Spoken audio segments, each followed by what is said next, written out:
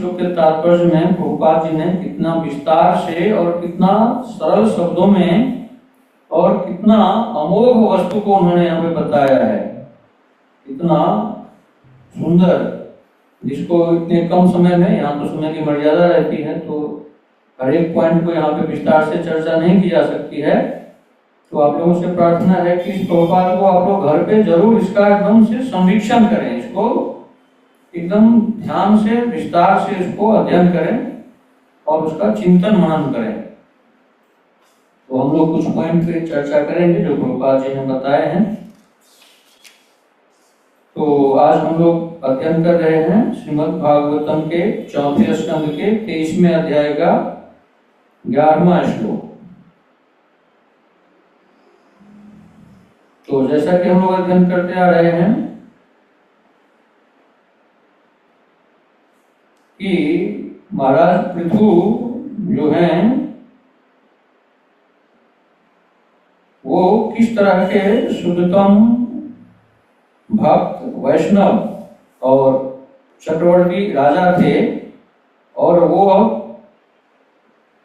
राजपाट अपने 5 पुत्रों में बांट करके और दोनों पति पत्नी वन में अब भगवत आराधना के लिए, तपस्या करने के लिए और भगवत धाम जाने की तैयारी करने के लिए वो वन में गए हैं। तो ये जो है मैत्रेय मुनि विदुर जी को ये सब प्रभुपाद जी के तपस्या के बारे में, उनके कितने गुण हैं, महानता है, ये सब बता रहे हैं और भक्ति के बारे में बता रहे हैं। तो इस श्लोक के अनुवाद में ये बताया गया है, निरंतर भक्ति करते रहने से पृथु महाराज का मन शुद्ध हो गया। तो इस अनुवाद का आशय यह है कि महाराजा पृथु जो थे वो क्या थे, भगवान के स्वयं सत्यावेश अवतार थे। तो किसी भी शास्त्रों पुराणों के माध्यम से या बड़े बड़े जो आचार्य हैं, भक्तगण हैं, वैष्णवगण हैं, वो जो अपने इसी शास्त्र में, पुराण में अपने जो विचार व्यक्त करते हैं, विचार रखते हैं, वो सब हम जैसे बद्ध जीवों के लिए अपने विचार रखते हैं। तात्पर्य में उसको जैसे प्रभुपाद जी ने कितने सुंदर तात्पर्य में लिखे हैं, तो मुझ जैसे बद्ध जीवों के लिए, नवदीक्षितों के लिए, नवीन साधकों के लिए ये सब लिखते हैं, ये सब प्रतिपादित करते हैं, ताकि इनको हम लोग अपने जीवन में उतार करके, अपने आचरण में उतार करके इस मानव जीवन को सार्थक करें। तो इस अनुवाद के पहले ही लाइन में देखिए कितना सुंदर, ये तो भक्ति का सार है। क्या लिखा है, निरंतर भक्ति करते रहने से क्या होता है, पृथु महाराज का मन शुद्ध हो गया। पृथु महाराज तो यहाँ पे सांकेतिक रूप से दिया गया है, क्योंकि वो तो शुद्ध भगवान के स्वयं सत्यावेश अवतार थे। तो ये हम लोगों के लिए दिया गया है कि मन शुद्ध कैसे होता है। ये मन जो अनेक जन्मों से, अनंत जन्मों से, अनेक नहीं अनंत, हमारे कितने जन्म हो चुके कुछ पता नहीं है, अनंत जन्म हमारे हो चुके हैं। क्योंकि जब से भगवान है तब से मैं हूं। मैं मतलब कौन, आत्मा। मैं भगवान का शुद्ध बुद्ध नित्य मुक्त आत्मा हूँ, भगवान का संतान हूँ। तो जब से भगवान है तब से मैं हूँ। लेकिन ये शरीर को हम अनंत बार धारण किए, अनंत बार इस शरीर को त्याग किए, और अनेक जन्मों में हमको यह मानव शरीर, मानव तन भी मिला। लेकिन यही पे इस लाइन में दिया गया ना, मन शुद्ध हो गया, यानी हमारी मन बाकी के मानव शरीरों में शुद्ध नहीं हुआ। इसके लिए हम उस तरह की भगवान की भक्ति नहीं कर पाए, भगवान से प्रेम नहीं कर पाए, और अभी तक हम जन्म मरण के बंधन में फंसे हुए हैं, 84 लाख के चक्कर काट रहे हैं, क्योंकि मन शुद्ध नहीं हुआ। क्योंकि अनंत जन्मों का इस मन में, चित्त में, अंतःकरण में, हृदय में जो मल भरा पड़ा है, कलमश है, गंदगियां हैं, 6 तो मुख्य हैं, काम, क्रोध, लोभ, मद, मोह, मत्सर, ये तो मुख्य है। इसके अलावा और कितने हैं, काम, क्रोध, लोभ, मोह, मद, मत्सर, ईर्ष्या, द्वेष, छल, कपट, आलस्य, प्रमाद, ये सब जितनी गंदगियां हैं, मल है, ये सब मन से, चित्त से अभी तक शुद्ध नहीं हुआ। और तुलसीदास जी रामचरितमानस में लिखते हैं, निर्मल मन जो मोहि पावा, मोहि कपट छल छिद्र न पावा। यानी जब तक हमारा हृदय मन चित्त एकदम से शुद्ध नहीं हो जाएगा, निष्कपट नहीं हो जाएगा, निर्मल और नहीं हो जाएगा, जब तक हमारे हृदय में किसी के प्रति ईर्ष्या है, द्वेष है, छल है, कपट है, किसी के प्रति नीच भावना है, हे दृष्टि हम किसी के प्रति रखते हैं, ये तो हमसे छोटा है, हमसे नीच है, हमसे कम सुंदर है, हमसे कम पढ़ा लिखा है, हमसे कम भक्ति करता है, हमसे कम पैसे वाला है, हमसे कम पढ़ा लिखा है, मतलब जब तक हम अपने आप को ऊंचा मानते रहेंगे कि हम बड़े हैं, हम जब तक हम अपने आप को स्वामी मानते रहेंगे कि हम 4-5 बच्चों के पिता हैं, करोड़ों अरबों संपत्ति के मालिक हैं, 4 फ्लैट का मालिक हैं, 4 गाड़ियों का मालिक हैं, 4 नौकरों का मालिक हैं, तो जब तक हम इस देह को सांसारिक वस्तु, व्यक्ति, स्थान का मालिक मानते रहेंगे, इस शरीर को ही स्वामी समझेंगे जो अनित्य है, नश्वर है, क्षणिक है, ये पानी के बुलबुले की तरह कभी भी यह शरीर नष्ट हो सकता है।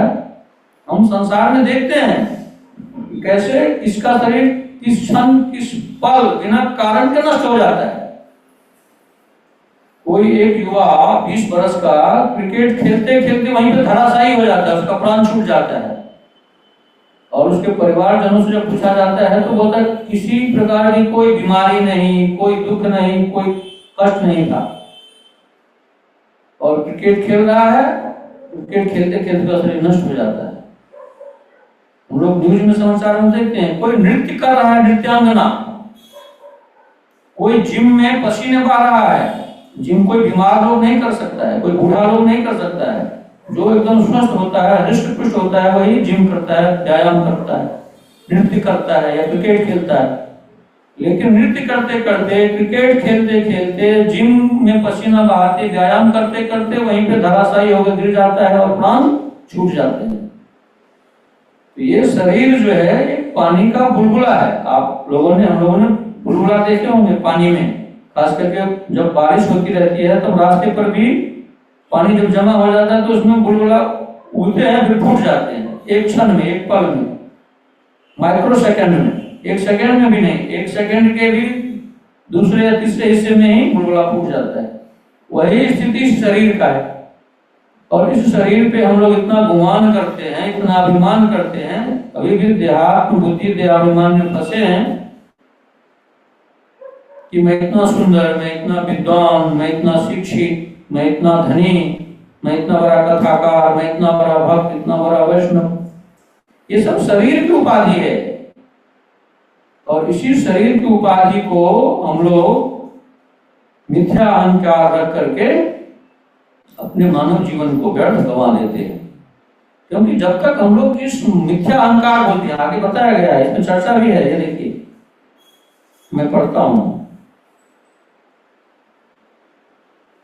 निरंतर भक्ति करते रहने से पृथु महाराज का मन शुद्ध हो गया, अतः वे भगवान के चरणारविंद का चिंतन, निरंतर चिंतन करने लगे।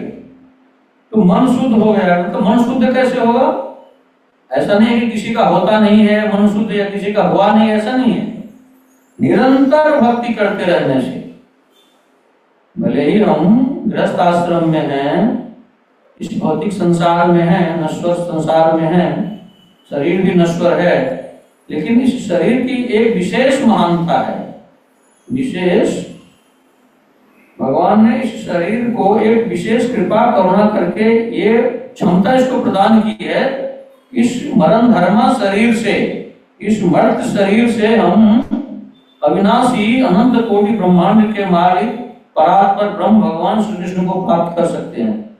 ये शरीर में इतनी क्षमता है, भले ये शरीर विनाशी है, मर्त्य है, मरण धर्मा है, किसी भी शरीर किसी भी क्षण किसी भी पल इस शरीर का नाश हो सकता है, लेकिन भले ही इस शरीर का किसी भी क्षण किसी भी पल नाश हो, लेकिन इस शरीर का नाश होते होते अंत समय में भी अगर हम भगवान का स्मरण करते करते, भगवान का नाम लेते लेते अगर इस शरीर को छोड़ देते हैं तो हमें भगवत प्राप्ति हो जाती है।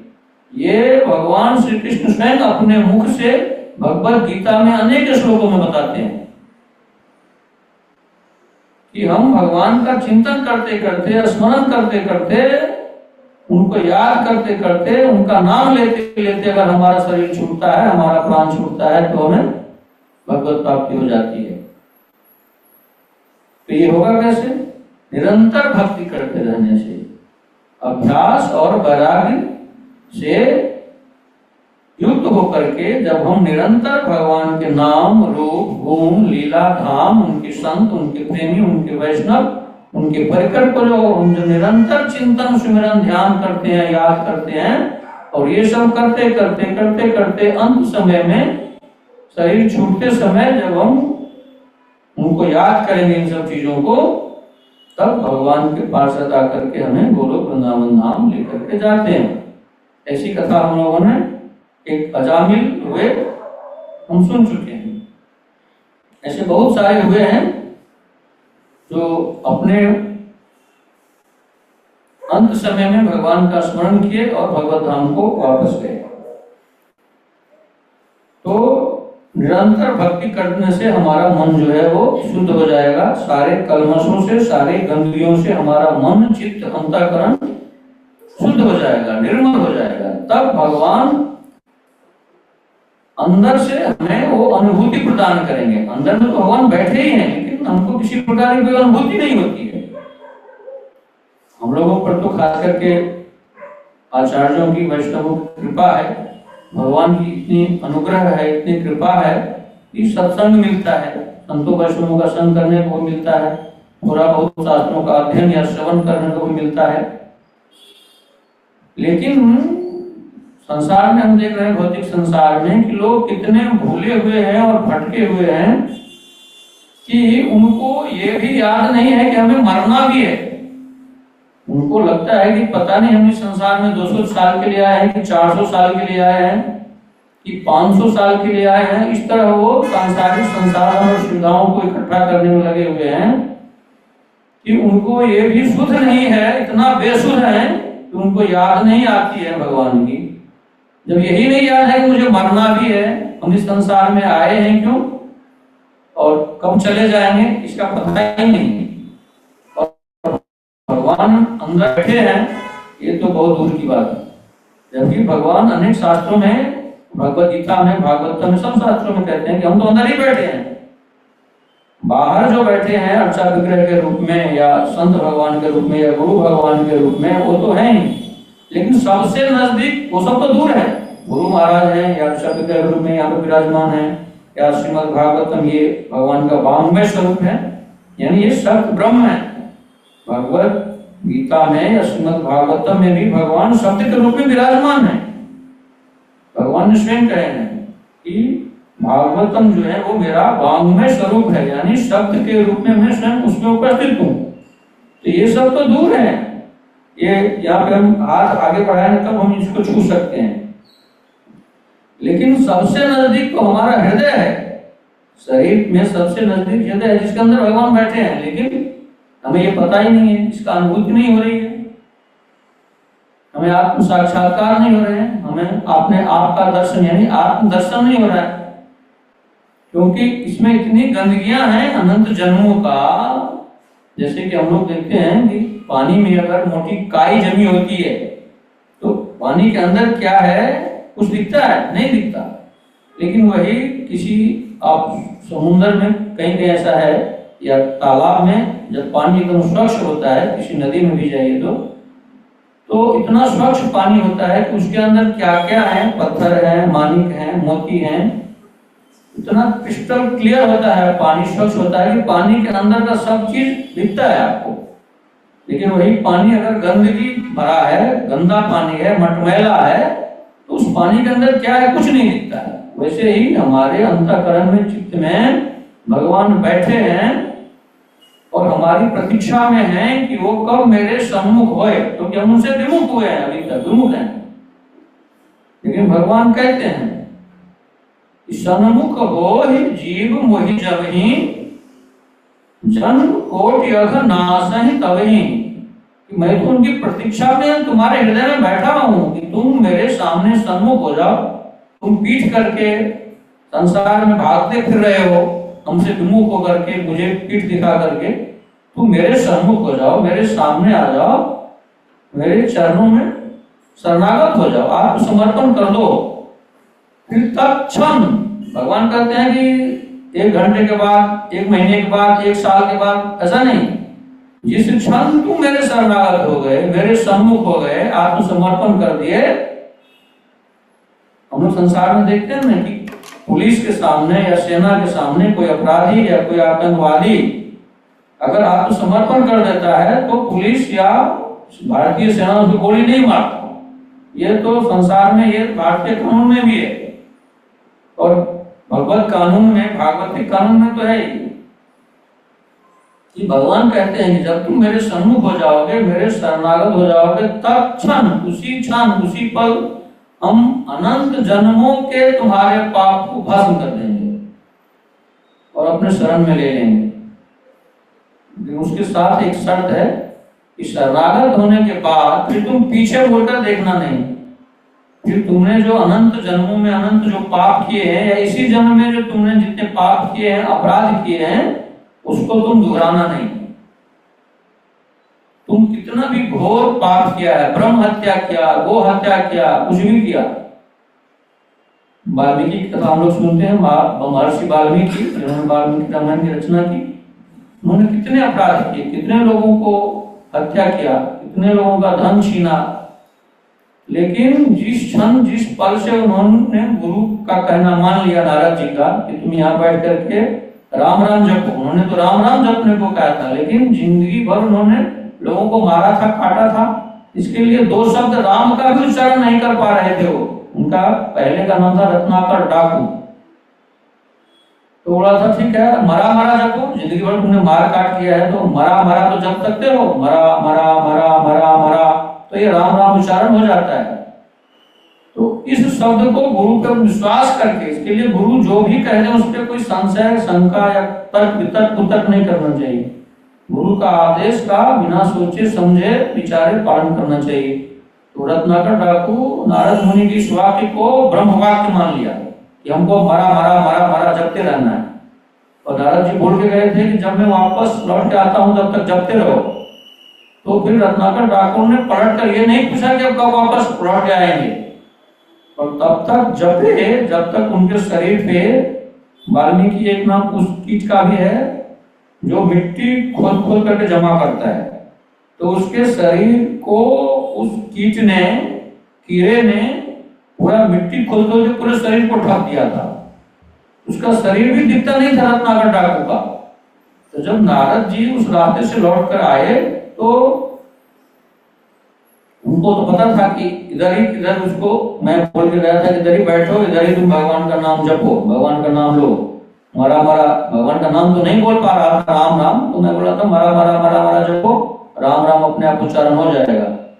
वो ढूंढते फिर रहे थे तो उनको तब बहुत मुश्किल से दिखा कि उनको तो मिट्टी के ढेर में वो तब्दील हो चुका था। वो जो रत्नाकर डाकू था वो मिट्टी का ढेर बन चुका था।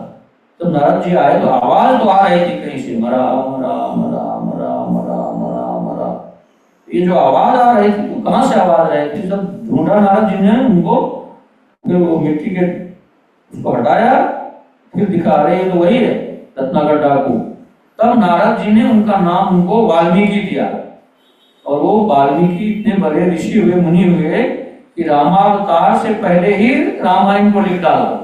ये जो रामचरितमानस हम लोग पढ़ते हैं अवधी भाषा में जो है, वो तो तुलसीदास जी ने बाद में लिखे हैं, रामावतार के बाद कलयुग में। लेकिन ये जो रामावतार से पहले ही उन्होंने लिख दिया था। त्रेता में जब अवतार लिए थे भगवान राम, जब लीला की थी, उससे पहले ही लिख दिया था वाल्मीकि ने।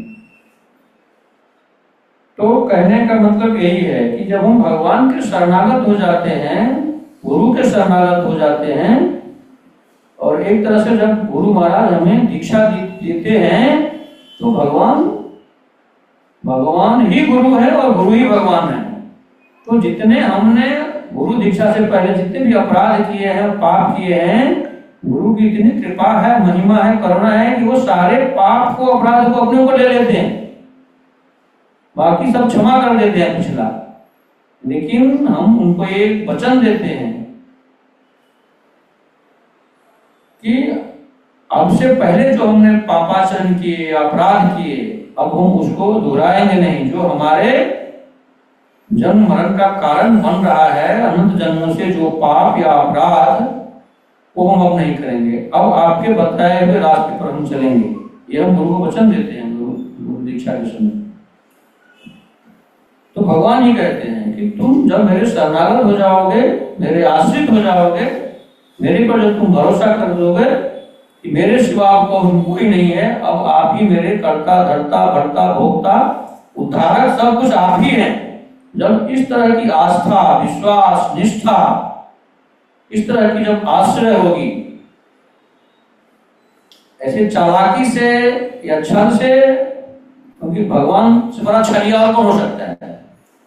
कृष्णावतार में हम देखते हैं, तो भगवान के सामने भी अगर हम छल करेंगे, कपट करेंगे, वो तो इतने बड़े छलिया हैं, तो मन में, चित्त में छल रखकर, कपट रख करके हम उनके साथ तो व्यवहार करेंगे कि हम भगवान की भक्ति भी कर रहे हैं और संसार के सारे भोग विलास, विषय चिंतन, सांसारिक सुखों का भोग भी करना है।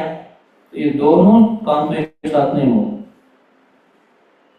आप संसार में रहिए, गृहस्थ आश्रम में हैं, तो जीविकों के लिए, कर्तव्य का निर्वहन करने के लिए जो भी कार्य है, व्यापार है, नौकरी है, भगवान का सेवा पूजा कार्य समझ करके उनके चरणों में कर्म को और फल को अर्पित करिए। जो भी कुछ आप पूजन करते हैं, पहले उसको भगवान का भोग समझ करके बनाइए, भगवान के चरणों में उसको अर्पित कीजिए, फिर प्रसाद बन जाएगा, फिर आप पाइए, वो प्रसाद हो गया। लेकिन आप भगवान को कुछ भी भोग लगाएंगे, वो नहीं चलेगा।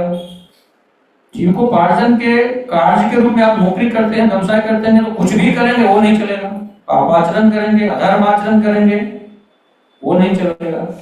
ये सब विवेक उत्पन्न होने पे हो जाता है। जैसे हम लोग अभी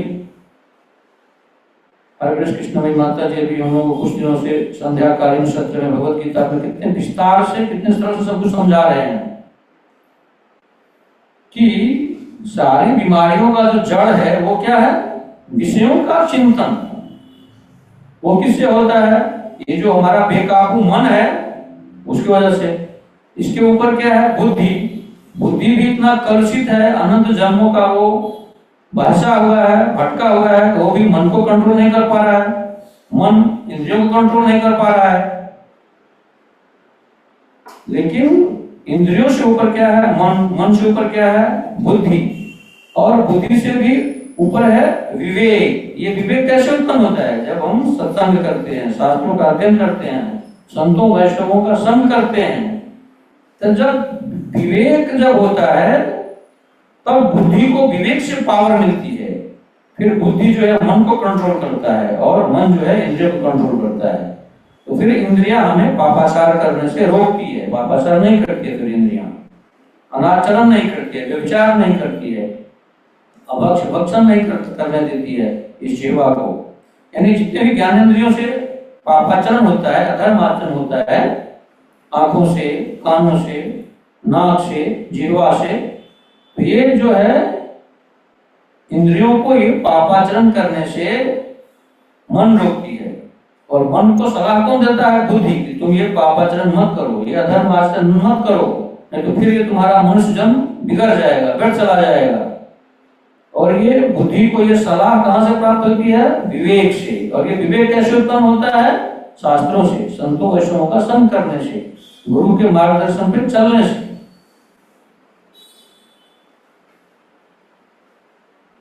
तो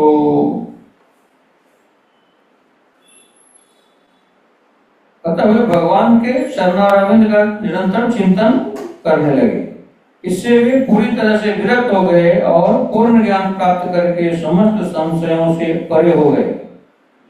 इस तरह से वे ये अब तो हम लोग अनुवाद नहीं है, अनुवाद के अंतिम लाइन में है।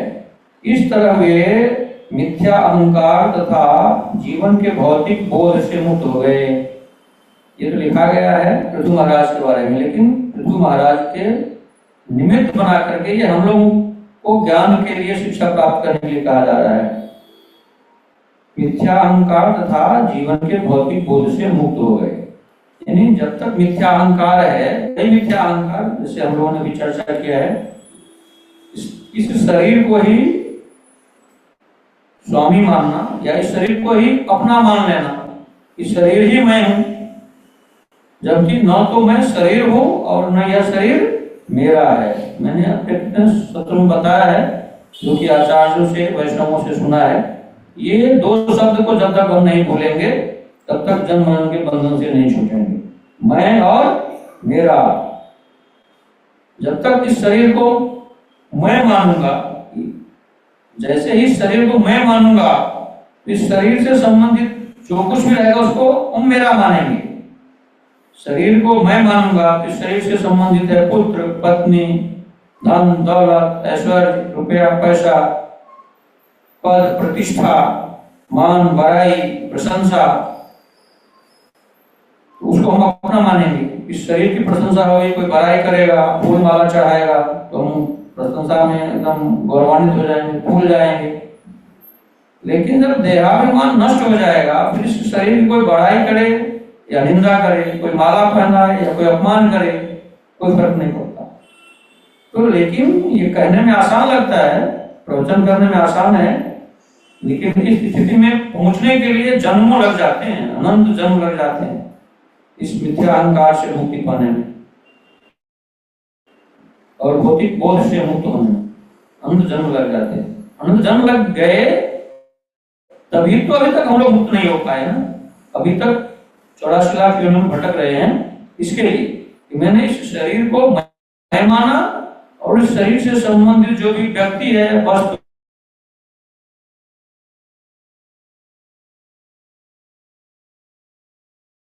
है, दो का अनेक जन्म बर्बाद हो गया।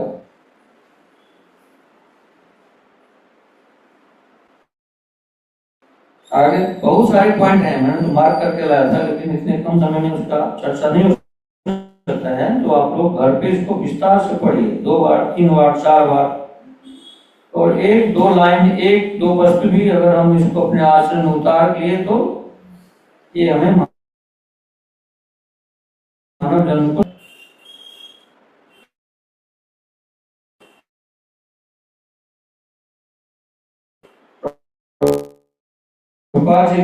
भौतिक बंधन से छुटकारा पाने के लिए रहते हैं, यानी कर्मी लोग के बारे में बता रहे प्रभुपाद, जैसे हम लोगों ने भी चर्चा किया करने में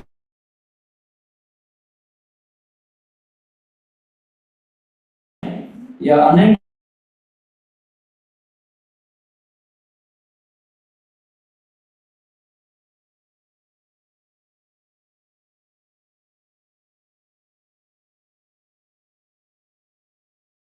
पुस्तकों के लोग भौतिक सुख में बहुत लिप्त रहते हैं और उनसे थोड़ा ऊपर जिनको ये कम से कम ज्ञान हो जाता है निराकारवादी, तो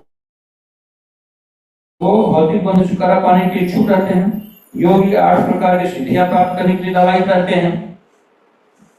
लेकिन एक शुद्ध भक्त क्या करता है, ये नारद पंचरात्र में नारद जी बता रहे हैं, जिसे शुद्ध भक्ति की अवस्था प्राप्त हो जाती है उसे सकाम कर्मों से प्राप्त होने वाले समस्त ऐश्वर्य, दार्शनिक चिंतन तथा योग अभ्यास भी प्राप्त हो जाते हैं। जिसे शुद्ध भक्ति प्राप्त हो जाती है और जो तीनों गुणों से ऊपर उठ करके, यानी तमोगुण, रजोगुण और सतोगुण, जो तीनों गुणों से ऊपर उठ करके त्रिगुणातीत हो जाता है, वो जो शुद्ध सत्व में स्थित हो जाता है, ऐसा शुद्ध भक्त उसे सकाम कर्मों से प्राप्त होने वाले समस्त ऐश्वर्य, दार्शनिक चिंतन तथा योग अभ्यास भी प्राप्त हो जाते हैं। यानी शुद्ध सत्व में स्थित होने के बाद सब कुछ प्राप्त हो जाता है। अगर कोई वैष्णव, कोई भक्त शुद्ध सत्व में स्थित हो गया, त्रिगुणातीत हो गया, तो फिर सांसारिक इन चीजों के पीछे नहीं भागना पड़ता है। सांसारिक चीजें, वस्तुएं, सुविधाएं उनके पीछे पीछे भागती हैं। जिन्होंने भगवान पे भरोसा कर लिया, भगवान के शरणागत हो गया, भगवान के आश्रित हो गया, तो भगवान खुद भगवद गीता में बताते हैं कि योगक्षेम वाम्यम, जो कुछ भी तुम्हारे पास है उसकी मैं रक्षा करूंगा, और जीवन यापन करने के लिए जो कुछ भी तुम्हें चाहिए वो मैं तुम्हें प्रदान करूंगा। भगवान ये वचन दे रहे हैं ना गीता में। तो शुद्ध भक्ति में स्थिर होने के बाद ये सांसारिक ऐश्वर्य हैं, सुविधाएं हैं, ये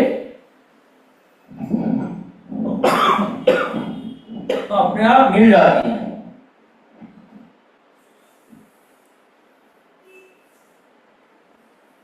अतः श्री बिल्वमंगल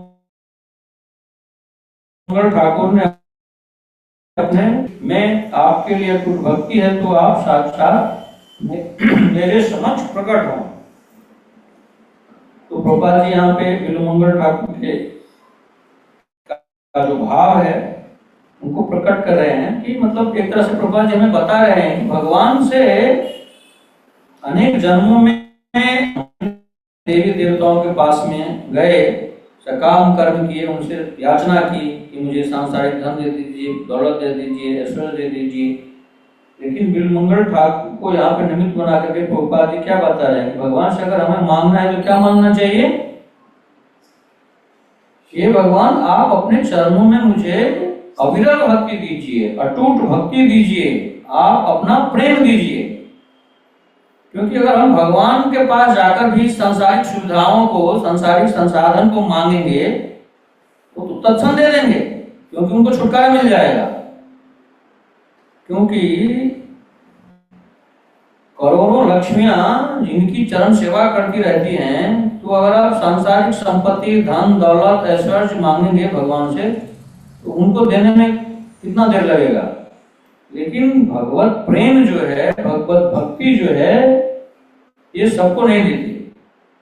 उस स्थिति में जब आप पहुंचते हैं और जब आप द्रवित हृदय से, जब लालायित होकर के भगवान ये देखते हैं पहले कि चाहता क्या है। ये सांसारिक दौलत चाहिए, धन चाहिए, पुत्र चाहिए, पुत्री चाहिए, सांसारिक व्यक्तियों का इसको सुख चाहिए या उससे प्रेम चाहिए, या इसके हृदय में मेरा प्रेम प्राप्त करने के लिए लालसा है, ये हमारा प्रेम प्राप्त करने के लिए व्याकुल है क्या? इसको सच में मेरा प्रेम चाहिए या मेरे से छल कर रहा है? मेरे से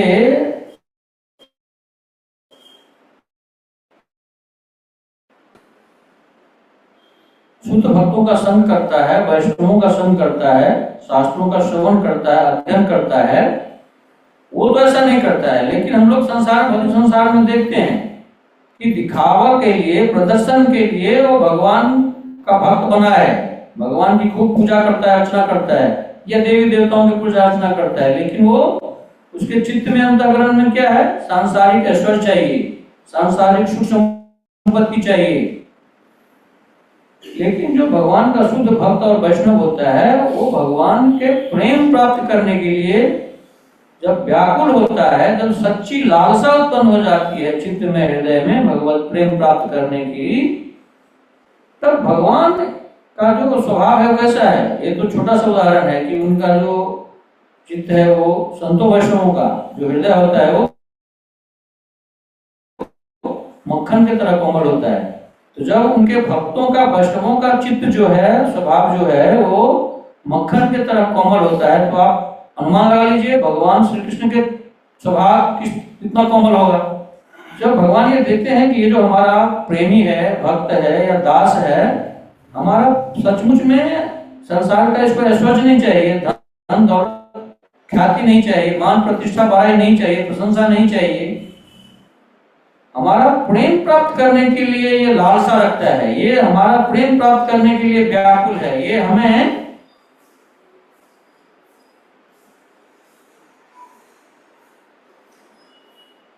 ये मुझे प्राप्त करना चाहता है, सच में इसकी लालसा है, ये व्याकुलता है, जिज्ञासा है इसको हमें प्राप्त करने की। तब ददामि बुद्धि योगम तम, तब भगवान, भले ही आप अंगूठा छाप है, मूर्ख है, कोई विद्युता नहीं है, कोई ज्ञान नहीं है, कोई क्षमता नहीं है, लेकिन भगवान ऐसी बुद्धि देते हैं, ऐसे संतों वैष्णवों का उसको संग प्रदान करते हैं कि उसमें ऐसी बुद्धि आ जाती है भगवत प्रेम प्राप्त करने की, भगवत भक्ति प्राप्त करने की ऐसी युक्ति उसको आ जाती है कि भगवान की कृपा से, करुणा से, गुरु की कृपा से उसको भगवत भक्ति और भगवत प्रेम मिल जाता है।